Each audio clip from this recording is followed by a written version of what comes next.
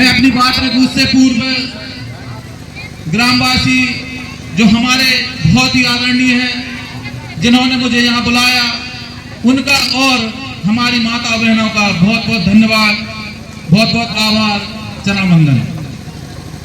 साथियों, जैसा कि आप जानते हैं कि पूरा भारतवर्ष आज एक ही लड़ाई लड़ रहा है और वह लड़ाई है बाबा साहब के संविधान को खत्म करने की।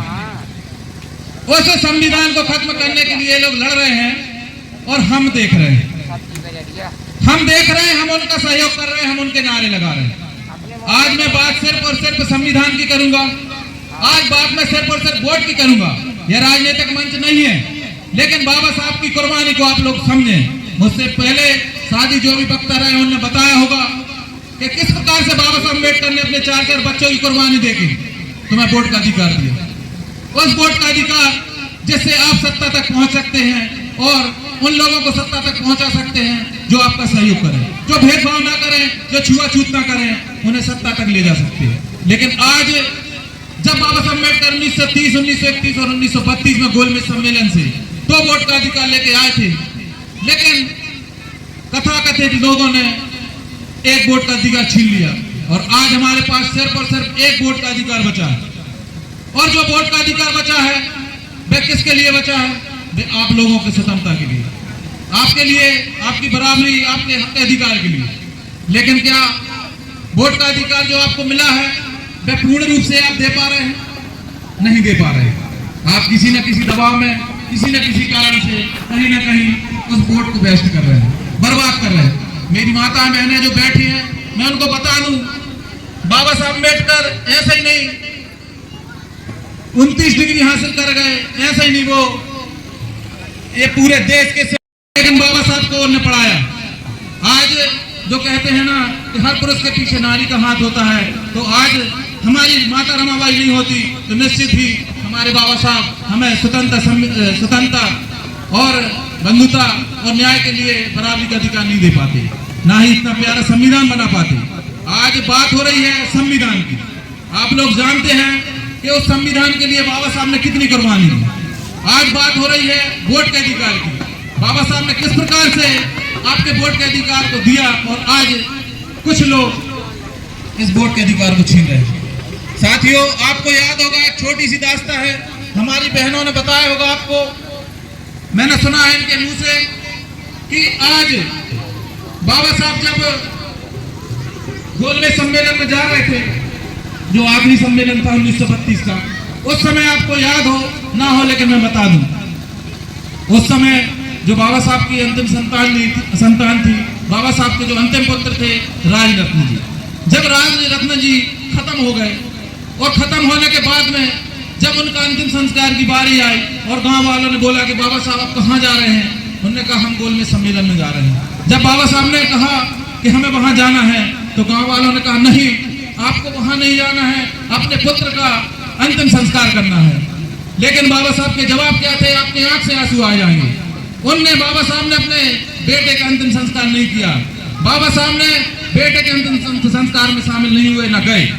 और वो रमाबाई जिनके पास एक कफन के लिए कपड़ा नहीं था, उन्होंने अपनी साड़ी का पल्लू फाड़ के कफन दिया। उनका जो शब्द था, उन्होंने जो कहा था, बाबा साहब अम्बेडकर ने उनके एक ही शब्द थे कि मेरे भाइयों, मैं एक पुत्र के पीछे करोड़ों पुत्रों को नहीं मार सकता। और ये करोड़ों पुत्र आप लोग हैं, जिन बाबा साहब ने आपके 4 बच्चों की कुर्बानी दी, जिन बाबा साहब ने आपको वोट का अधिकार दिया, संविधान का अधिकार दिया, आज लेकिन उस वोट के अधिकार को छीना जा रहा है। आज जिस प्रकार से संविधान को छीना जा रहा है, तो आज हमें क्या करना है? हमें क्या करना? हमें बाबा साहब के संविधान को बचाना। ये मैं नहीं कह रहा, ये बाबा साहब ने खुद कहा था, बाबा साहब अम्बेडकर ने खुद कहा था, मेरे बच्चों, जब तक संविधान जिंदा है तब तक मैं जिंदा हूं। जिस दिन संविधान खत्म उस दिन मैं खत्म। तो मैं आप लोगों से पूछना चाहता हूं, बाबा साहब को जिंदा रखना चाहते हैं आप लोग? क्या चाहते हैं? अगर आप लोग जिंदा रखना चाहते हैं बाबा साहब को, तो आपको संविधान को बचाना होगा। और संविधान बचेगा सिर्फ और सिर्फ आपके मत अधिकार से, आपके वोट के अधिकार से। अगर आपने सही जगह वोट दिया तो संविधान बचेगा। जिस प्रकार से आज स्थिति पैदा हुई पूरे भारत में, उसको आपको खत्म करना होगा।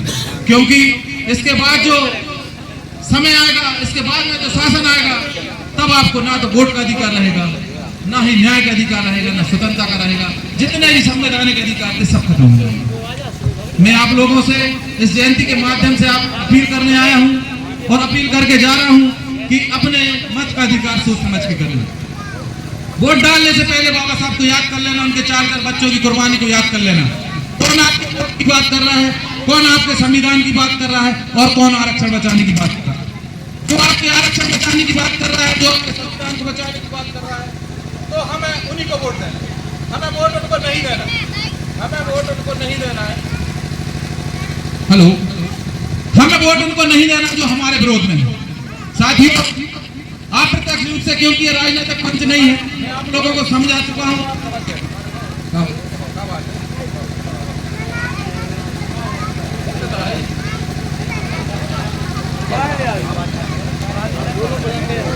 साथियों, अंत में मैं यही कहूंगा कि बाबा साहब अम्बेडकर की कुर्बानी को आप लोग वेस्ट ना करें, जाए ना जाने दें।